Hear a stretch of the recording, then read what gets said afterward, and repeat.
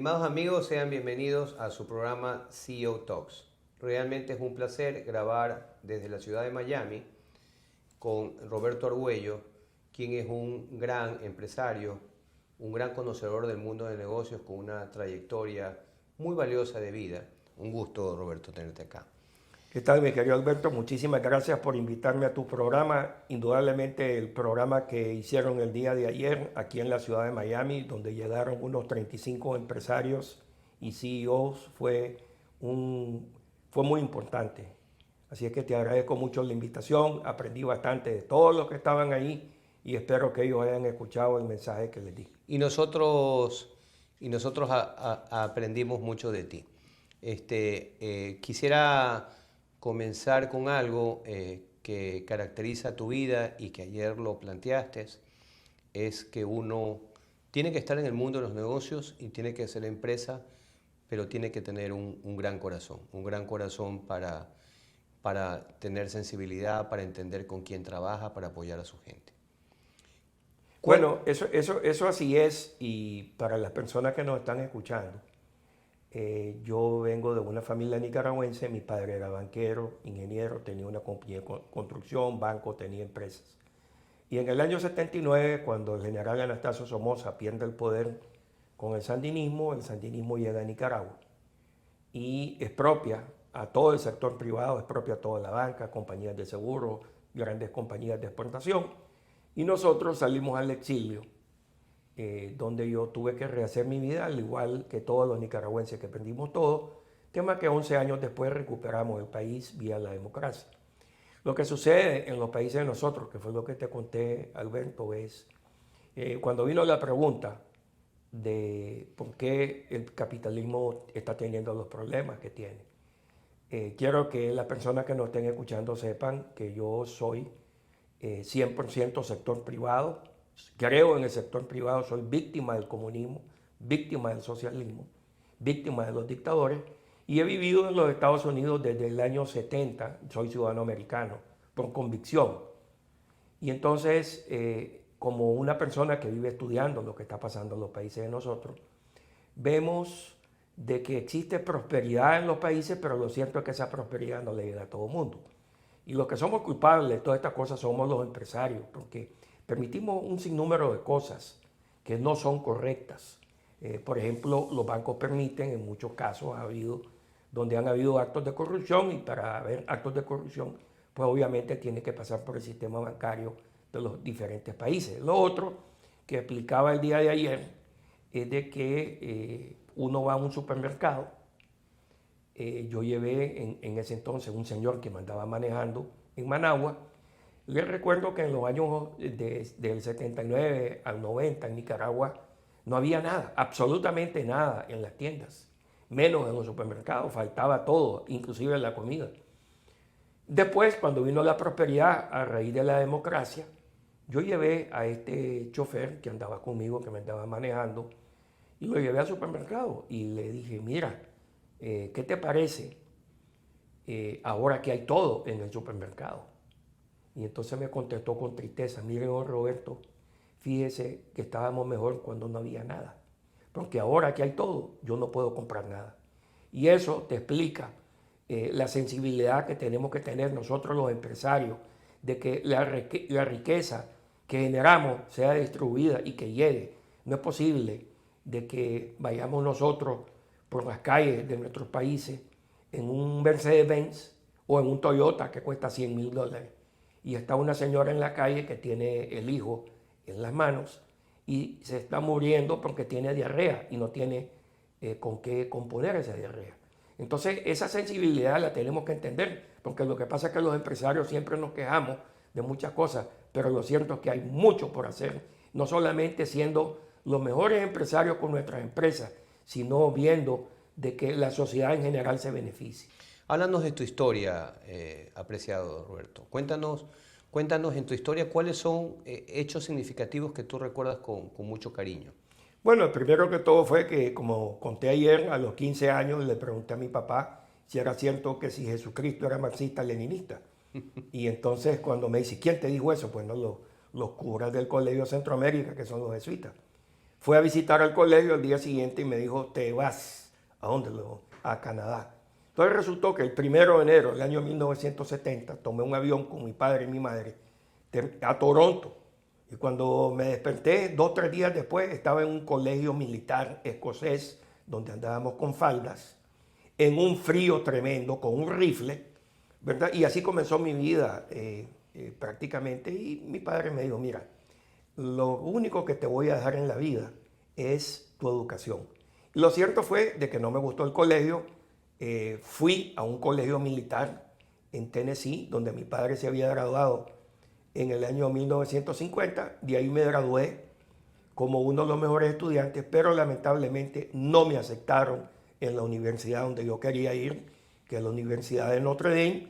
Para hacerte el cuento corto, me fui un año más a estudiar al colegio más viejo de Estados Unidos, y después de estudiar todo un año me aceptaron en Notre Dame, donde estuve 6 años. Finalmente me gradué con un MBA en mayo del 79, me fui a Nicaragua y a los días comenzó la guerra. Yo me fui a trabajar en un banco de Chicago, que es el Northern Trust, que me terminó enviando a Miami. Y de ahí, sin querer queriendo, muchas de estas personas que trabajaban con mi padre venían a buscar a Bobby Argüello y se encontraban un muchachito de 25 años. No me tocó de otra de que fundara una asociación de banqueros para ayudar a que los exiliados nicaragüenses consiguiéramos los permisos de trabajo, pudiéramos abrir cuenta en Estados Unidos y poco a poco comenzar a avanzar. Dentro de eso, me descubren en el Senado de Estados Unidos, el senador Orrin Hatch me nombra inesperadamente, yo no me lo esperaba, miembro de la Comisión Hispana del Senado de Estados Unidos, cosa que visitaba Washington todos los meses, y ahí es donde saqué tremendas relaciones, y más importante es que aprendí cómo es que funciona la política exterior de los Estados Unidos. Luego sufrí terriblemente de una enfermedad en el cuello que se llama distonia, de la cual estuve muy mal 5 años. Fui operado. A todo esto, si ustedes me están viendo en la cámara, yo no me muevo mucho, y es que no tengo mucha movilidad en el cuello. No es que no te quiera ver, pero la verdad es que si te... No te preocupes. Si te veo, no puedo voltear la cara. A través de tu vida te has reinventado. Eres una persona que continuamente, y hay algo que también me comentaste, es la importancia de la educación. Tú valoras muchísimo la educación. Ahora lees un libro a la semana, me comentas. Es que sin eso, como repito, yo nací con una cuchara de oro, lo perdí todo. Eventualmente lo recuperamos todo en nuestro país. Pero ¿qué pasa? Yo tenía una educación, había sido graduado de economía de una de las mejores universidades de los Estados Unidos con un MBA. Luego pasé en mi banco siendo entrenado 24 meses. Hoy las empresas no entrenan a los muchachos más que un mes. Pasé 24 meses antes de ver un cliente y desde entonces he leído y leído y leído. Y la verdad es que en temas, por ejemplo, que tocamos el tema de innovación, yo tengo ya 15 años de estar leyendo libros de innovación, libros que salen, libros que leo. Entonces me vivo constantemente reinventando. Yo creo que me he reinventado como 20 veces en mi vida. Existen 2 tipos de innovación, la disruptiva y la sustentada. Lo que pasa es que mucha gente no entiende eso. La sustentada es hacer lo que uno hace mejor. Eso es la sustentada. Entonces, todos los ingenieros, todos los economistas, todos nosotros estamos siempre pensando en hacer mejores productos. La disruptiva es cuando se crea un nuevo mercado que no existe. Y entonces en veces hay, la disrupción viene de muchachos jóvenes que no tienen miedo a nada. Y entonces comienzan a vender un producto y un servicio que al comienzo no es tan bueno. ¿Y qué pasa? El incumbente, cuando ve la disrupción, dice, no, hombre, este producto no es bueno. Pero ¿qué pasa? Sobre el tiempo, lo que viene pasando es de que ese producto viene mejorando, y en veces también ese producto se converge con otros productos. Entonces, por ejemplo, antes Kodak era una cámara, ¿verdad? De pronto salieron los teléfonos, los celulares que eran disruptivos con los teléfonos fijos, pero de pronto el teléfono tenía una cámara, y entonces, fíjate bien que el teléfono sustituyó el teléfono fijo y sustituyó a la cámara. Y ahora inclusive la grabación y la calculadora. Porque yo antes andaba con una calculadora, ahora lo tengo todo en mi teléfono. O sea, hay una convergencia de tecnología y todo esto generalmente lo hacen muchachos jóvenes que no le tienen miedo, que andan innovando. Cuéntanos acerca de tu organización Vida y Éxito, tu revista. Tú comenzaste en el mundo también luego de toda trayectoria de asesor, de advisor de presidentes de compañías, entraste en el mundo digital, en el mundo de las comunicaciones, de las No, revistas. lo que nos pasó fue de que hace unos 16 años, un banquero muy importante, latinoamericano, me llamó y me dijo de que era importante tener una revista en Centroamérica de que pusiera el éxito de las personas que vivían en los países de nosotros, evitando hablar cosas negativas. Entonces, firmamos un contrato con él de que nos compraba 50,000 revistas al mes, firmamos un contrato a 10 años y hicimos una revista que se llama Vida y Éxito, Negocio y Buen Vivir, donde nosotros vivimos exponiendo los éxitos de personas desde que nacen hasta que se mueren. Hablamos las cosas que nadie dice y que fomentan el bien de nuestras sociedades. Y lo cierto es de que comenzamos con una revista en físico y hace unos 5 o 6 años le apostamos al internet y entonces le metimos todo el acelerador, contratamos gente de primera, fortalecimos la página web. Hoy tenemos una edición muy fuerte, tenemos 50,000 revistas que se imprimen, que se distribuyen en 10 países, pero con el internet le llegamos a todo el mundo.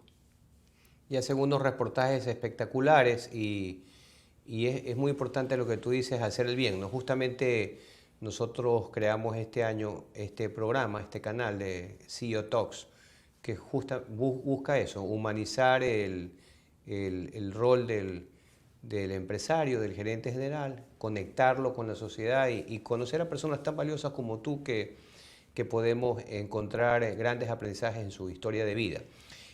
Háblanos acerca del empresario soñador.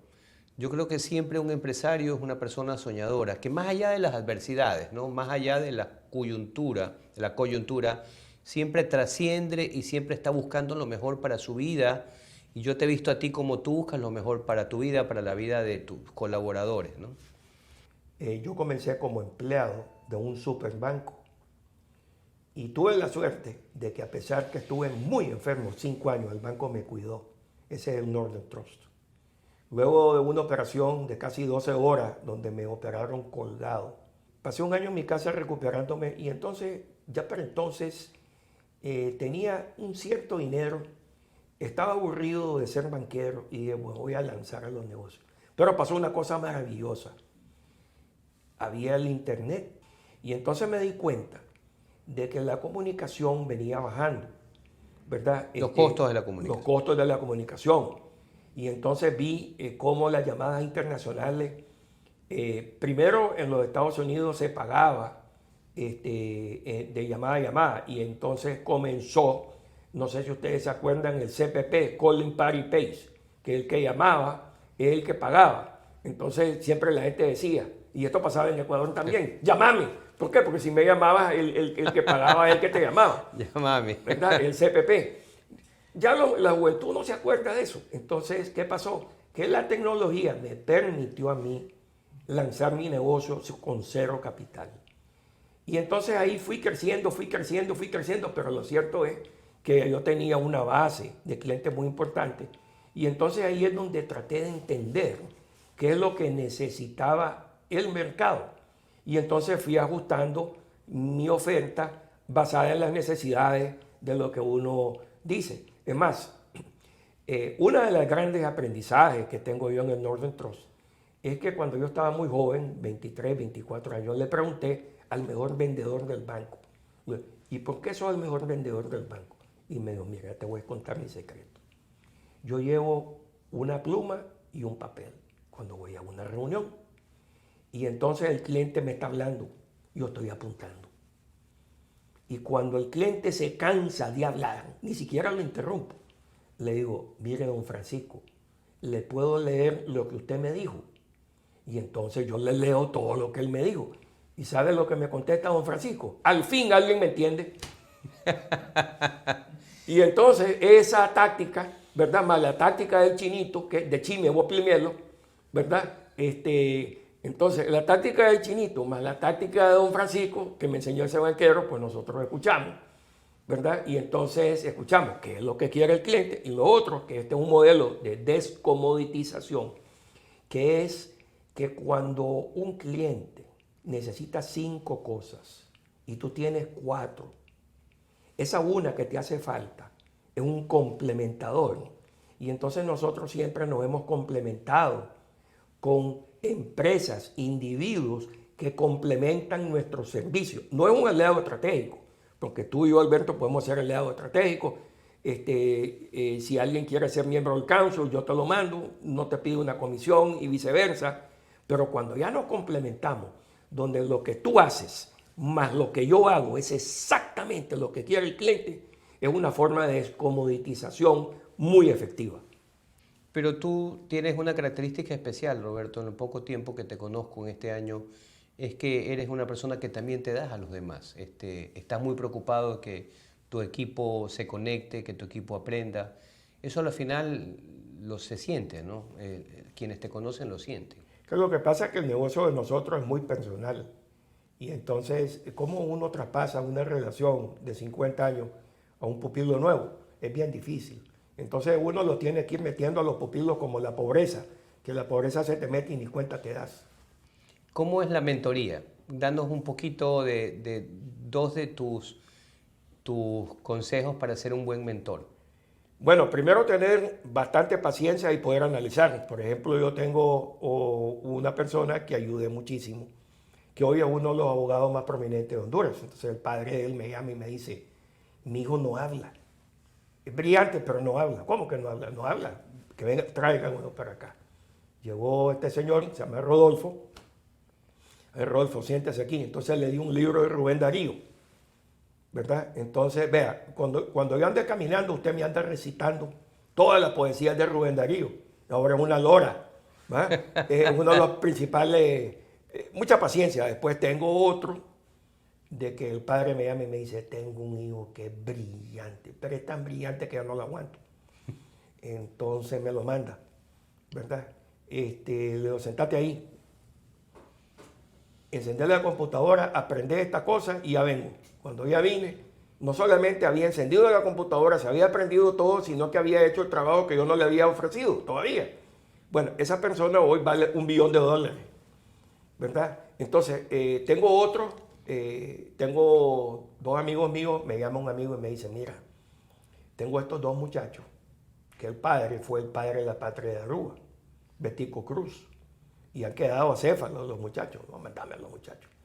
Entonces, a los 2 los ayudé, a uno lo llevé a ver al consultor político de Ronald Reagan, Bush, que se llama Roger Ailes, que es el que terminó fundando Fox News, ¿verdad? Se llama Roger Ailes. Y luego el otro lo terminé mandando a estudiar a la Universidad de Notre Dame. Bueno, hoy Glembert Cruz es el vicepresidente de Aruba y el hermano es un súper empresario exitoso.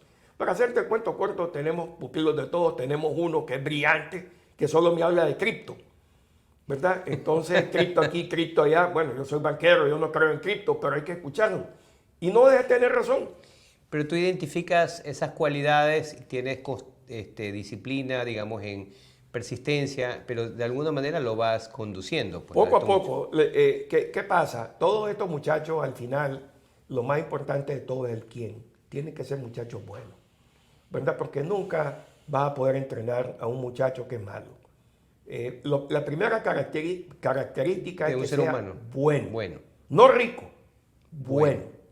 Lo otro es que esté dispuesto a estudiar y a escuchar, porque hay gente que no escucha, ¿verdad?